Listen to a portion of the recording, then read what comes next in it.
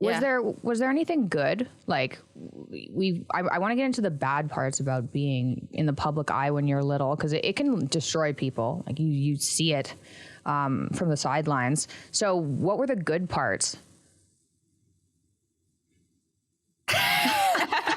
It's a long pause. A moment of silence.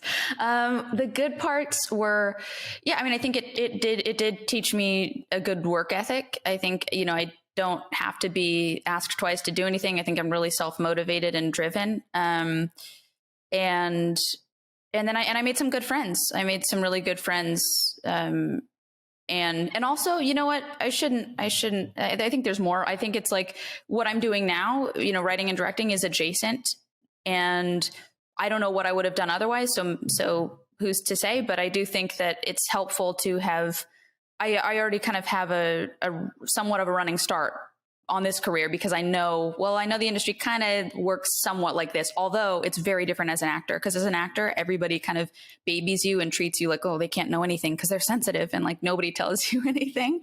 So it's sort of like it's definitely a more narrow point of view, I think, to be an actor in the entertainment industry, but it's also adjacent. I think it was helpful in terms of like switching to the career that I wanted to switch to. Yeah, so that's fair. What about the bad parts? That sounds easier.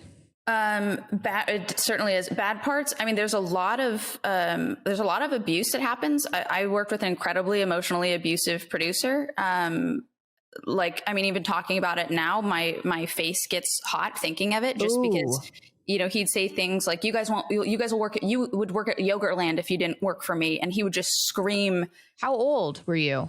I was, when I started the show, I was 13. Does Yogurtland even hire people when they're 13? Is that even a reasonable thing to say? The real questions. Thank you. Exactly.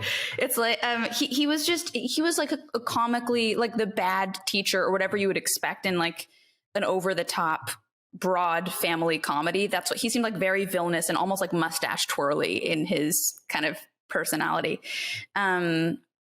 So there's just like, and there's abuse, which is a very on the nose bad. And then there's also, I think it leads to a sense of entitlement, where it's like, if you have so much at a young age, you think that that's reality. Like my reality when I was 13 was that everybody cared what I had to say. My reality when I was 13 was that like people were interested in me just because I was on TV, not because I had interesting things to say, not because I was saying anything of merit or value. And I think it leads, or for me, I should say, it definitely led to this idea of like, well, things will just keep working out. It's like you don't have to try as hard and formulate your own opinions and your own point of view as much, because you just think, well, if I post this picture and it gets 500,000 likes, I must be great.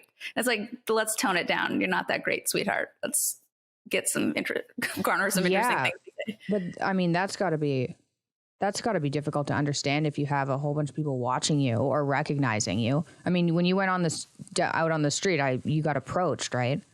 I mean, it got to a level that was so intense. It would just, I mean, there's paparazzi and like clusters of people anywhere that's like a public, a restaurant, like can't eat without people constantly there. It for me, it was really frustrating. I think for some people they can kind of, I don't think anybody's made for fame. Like, I don't think that there's anybody who's made to thrive in it, but I think there are some people that are more able to tolerate it, and are just like better equipped with their emotional and mental tools to handle it. And I don't think I was. And it just made me feel like I was going to explode all the time. I was so anxious.